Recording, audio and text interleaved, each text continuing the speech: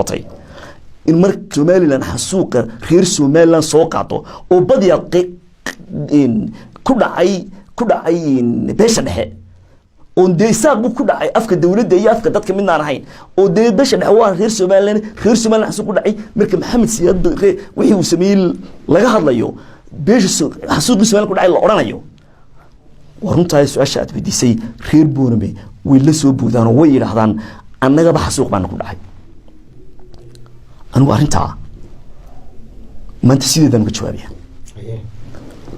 sidii markii markii wadanka la soo galay marka loo xasuuq dhacay arabka laguma dhufto 19 maalintii Boorame la tagay ayay dadka reer Boorame qaar waliba dadka reer Boorame oo dhan maaha dadka caadiga iyo aqoonta anigu aan isleeyahay xaqiiqdii og yihiin maaha dadka sida u hadla waa dad kooban ama caad fadhiyayso ama anigu meel kale laga istaaray baan isleeyahay oo markiiba SNM oo ay beesha dhexe u jeedaan Yeesaaq oo risinaba u qarin markiiba fuula oo annagana kuwaasaan xasuuqay iyagoo tan ku hor joogsanaya waxaan sideeda uga jawaabaya anigu maalinta goob joog baan adiguna marxaati baad iitay anigu wariye ka tirsan idaacaddii radio SNM baan awalna wariyaashii radio kiisana sidii markuu toga dhacay si caadi ah ugu biiray isagoo mabdiisa qaba ururkii SNM galay shaqadii iyo bulfish wuxuu yaqaanay ka qayb galay halkan radio SNM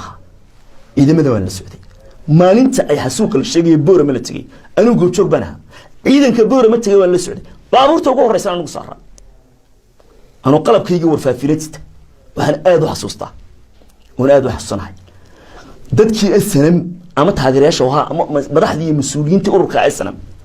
waxaan marxaati ka kacaya inaanay qalbigooda iyo dareenkooda iyo carabkooda caadifad argoosi oo wixii dadka ka soo jeeda reeraha ku dhacay ama ururkii SNM ay kaga jawaabeen inaanay jirin nin walba wax cadbahay waxaan aad u xasuustaa markii Boorame lagu socday gabiil la marayo taliyaashii ciidamada SNM ee mas'uuliyiinta ah oo ujeedada Boorame loo tagay ay ahayn in samaroon dee lagu socdo maahayn taliskii ciidamadii Maxamed Siyaad Barre oo fadhigooda Hargeysa waqooyi Somaliland oo dhan maamulayay dagaalka hogaaminayay markii laga xoogladay berbera la soo qabsaday dhinaca galbeedka ana Boorame tagay warka SNM haysana wuxuu ahaa in Boorame taliskii uu taliska dhigtay difaaciisa horiye tawaangidii oo nuuguba tagnay dhowr iyo 20 taangiyo saf ku jira dilaa ay soo dhigteen dibadna arintaasi mar hadii dhinacii kale oo dhan la soo qabsaday in taliskiisa bari wali Boorame sii fadhiyo inaanay meesha laga saaraba horta Boorame loo tagay ee samaroon laguma socon maanta goob joog baan waxaan xasuusnahay taliyihii qaybta koobistan ama aaga galbeed oo dhan Madiina oo Cabdilaahi Xuseen Iimaan Mujaahidara walaha taliyihii ciidanka guutadii Koodbuur waxaan ganayaa gabiile markaan marinay ciidamada la habeynay waxaan aad u xasuustaa ciidamadoodii ay meesha mariyay SNM daabkii u lahaydeen hadaloodu waxaan ka xasuustaa oo duuban oo aan wariye aan hayaa imika iyagoo askartii meesha ku wacyigelinayay waxaynu daba soconaa waa taliskii askartii Maxamed Siyaad Barre ee Hargeysa ka tagay shacbiga Boorame kuma socono shacbigeeni weeye dhibaatayaan loo geysanin waxyaan la yeelin wayaan loo ayka oo wacyigelinta sameynaya taas baan soo taagnaa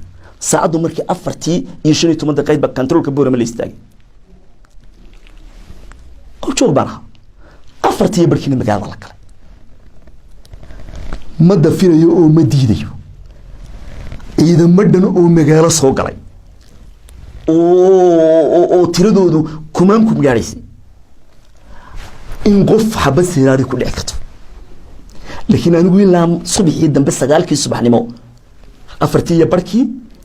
gobolku wuxuu dhacay 6 rubla saacad iyo rubuc asaarta magaalada ciido soo jeeda lagu jiray 6 subaxnimona taliskii ciidamada SNM waxay amar ku bixiyeen magaalada Boorame laga baxo oo waliba gobolka dhan la soo weerarto dila iyo kala bay dhexdooda la ciidamada ku soo noqdaan 6 baa la bilaabay 9kiina waa laga soo dhamaaday intaana waa la guuray cid si gaar ah wax loo yeelay gabyaalad cid lagu xasuuqay haday maalinta SNM